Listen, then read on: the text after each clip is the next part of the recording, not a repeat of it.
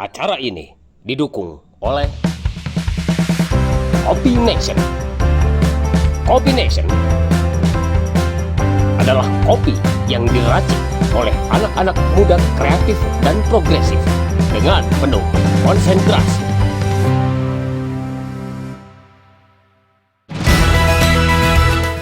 Bako Jawi. Bako Jawi adalah resep tembakau linting leluhur yang diwariskan kepada anak cucu dengan segenap konsentrasi.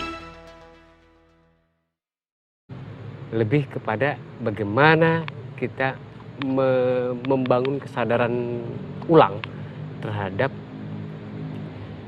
hari ini.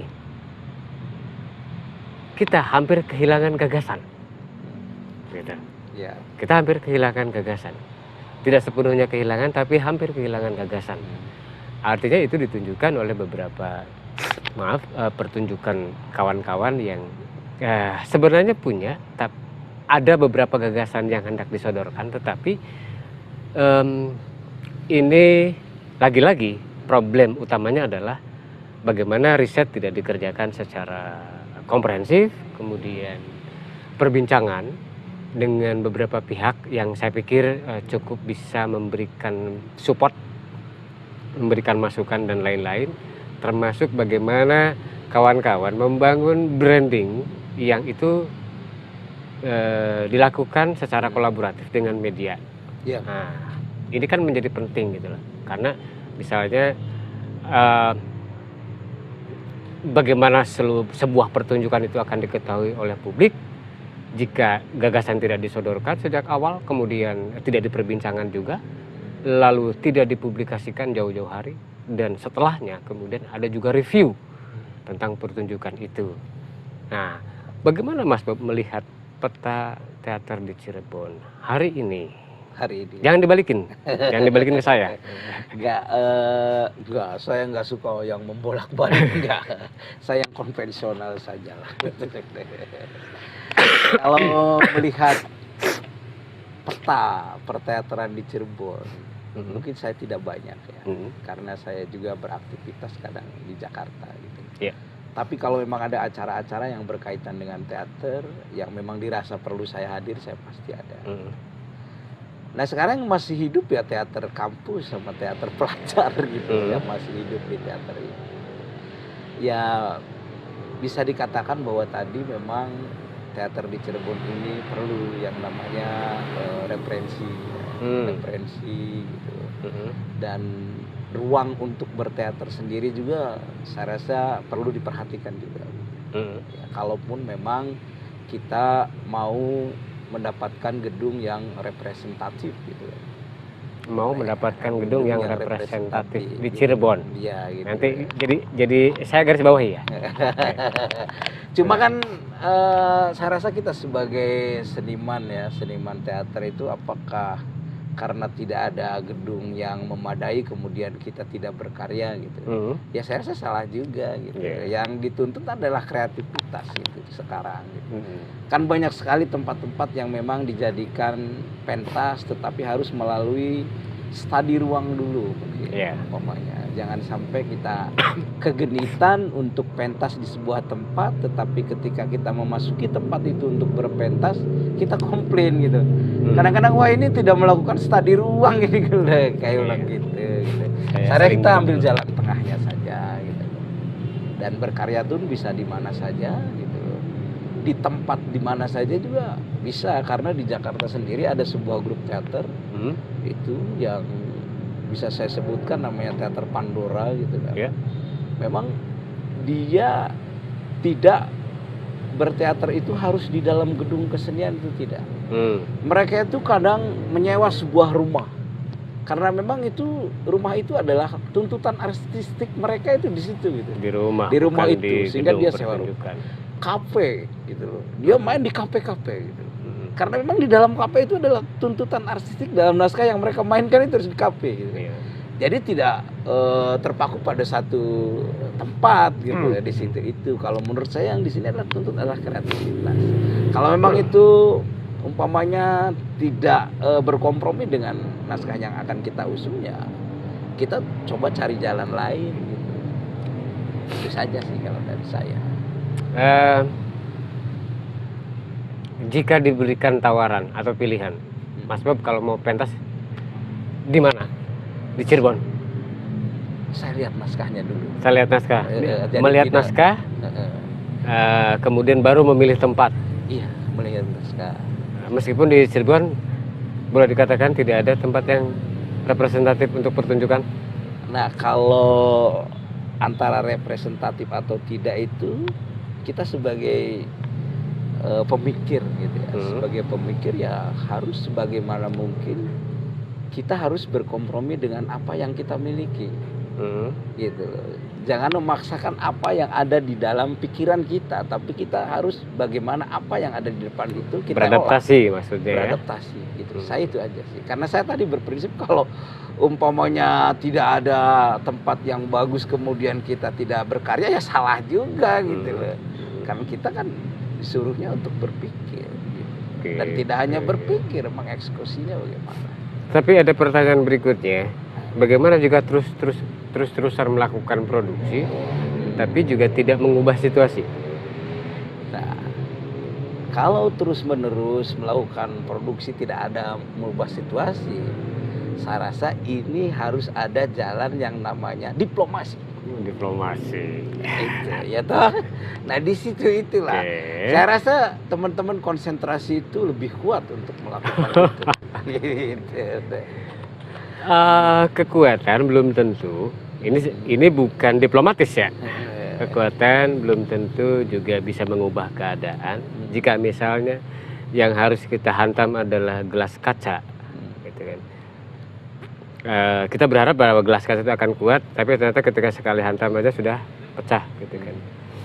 Sementara publik berharap bahwa gelas kaca ini bisa memberikan semacam tawaran alternatif untuk memecah kebuntuan.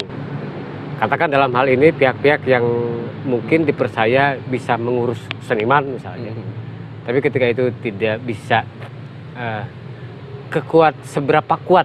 Dan apa yang dimaksud dengan kekuatan itu? Apakah kekuatan mentality atau kekuatan finansial? Kalau kekuatan finansial saya pikir hampir tidak ada problem jika sebuah komunitas atau sebuah kelompok mau mengerjakan apapun.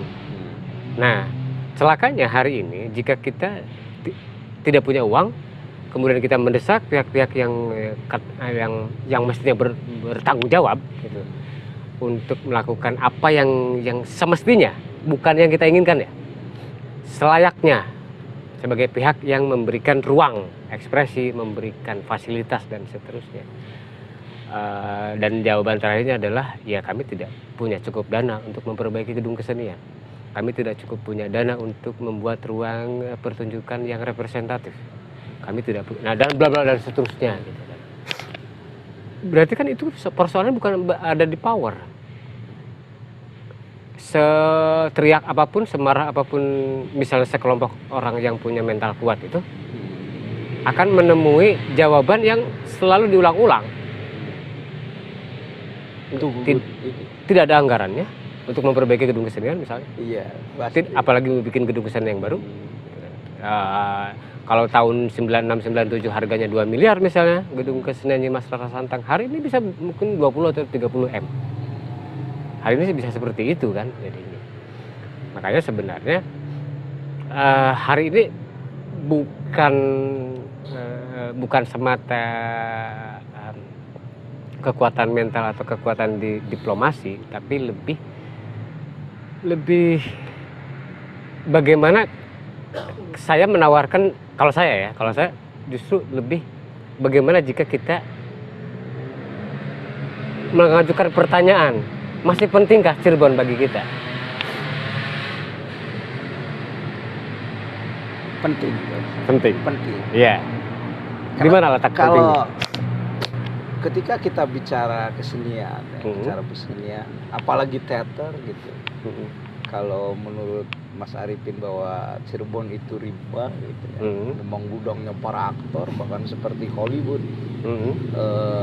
seperti Broadway lah Cirebon itu, sepanjang dari ujung Indramayu gitu sampai ke ujung Cirebon itu bagaimana dengan sandiwara apa gitu kan. Sandiwara. Ya sangat penting karena yang namanya perjalanan teater di Indonesia sendiri itu tidak terlepas dari orang-orang Cirebon.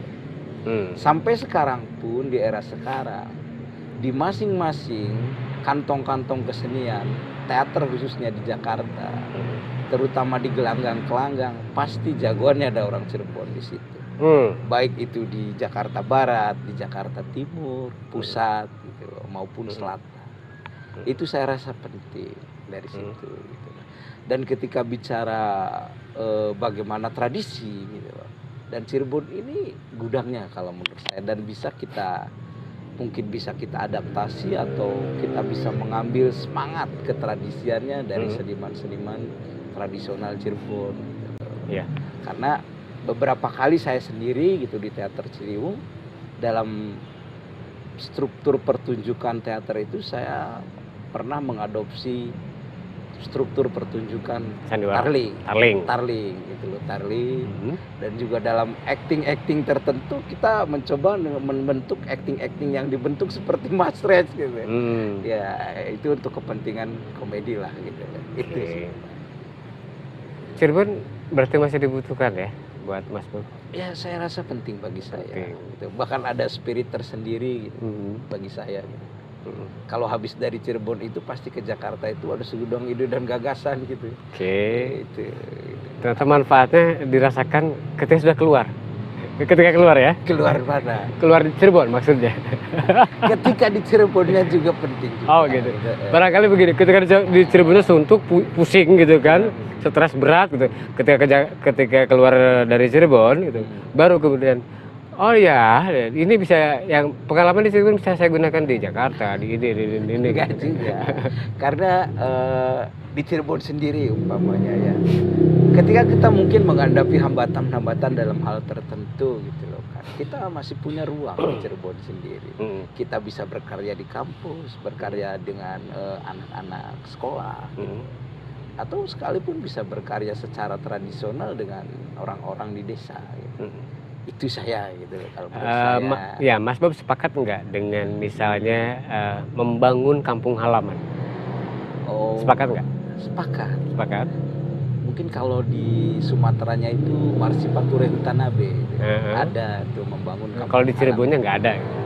Tadi apa kata Pak Ede? Tadi membangun kampung halaman kan. Berarti sepakat ya? Sepakat. Gitu. Tapi selain Mas Bob sepertinya sepakat tapi tidak terjun ke lapangan. Nah, mungkin sibuk atau lain waktu kali ya. Sampai meninggalnya. Sampai meninggalnya tetap sibuk gitu kan. Sehingga tidak punya waktu untuk itu lain cerita lagi. Untuk membangun kampung halaman ya. Karena ada beberapa gitu kan yang teriak-teriak dari luar gitu kan. Cirebon tuh biasanya begini gitu kan. Tapi dari jauh gitu kan. Entah dari mana lah asalnya atau di mana sedang berpijak hari itu gitu kan. Makanya jawabannya sederhana, menea ya, kesini saja gitu kan. Kesini saja gitu kan. Biar bisa merasakan bagaimana atmosfer, bagaimana suasana dinginnya panasnya Cirebon gitu kan. Karena kehidupan sebagai itu Sawang Sinawang melihat dari jauh paling mudah gitu kan, memberikan kritik atau komentar juga paling mudah itu. Mas Bob, iya Pak, apa yang paling mungkin bisa dikerjakan oleh kawan-kawan yang mengerti tentang proses berteater untuk menghadapi situasi yang berlangsung di Cirebon? Secara pribadi yang sudah saya lakukan itu adalah bagaimana meregenerasi dari teater itu sendiri. Meregenerasi? Iya, karena kan yang namanya kita umpamanya sebagai ya bisa dibilang sebagai pelaku teater secara fisik mungkin nanti lambat laun akan berubah, secara pemikiran lambat laun juga mungkin akan melemah gitu.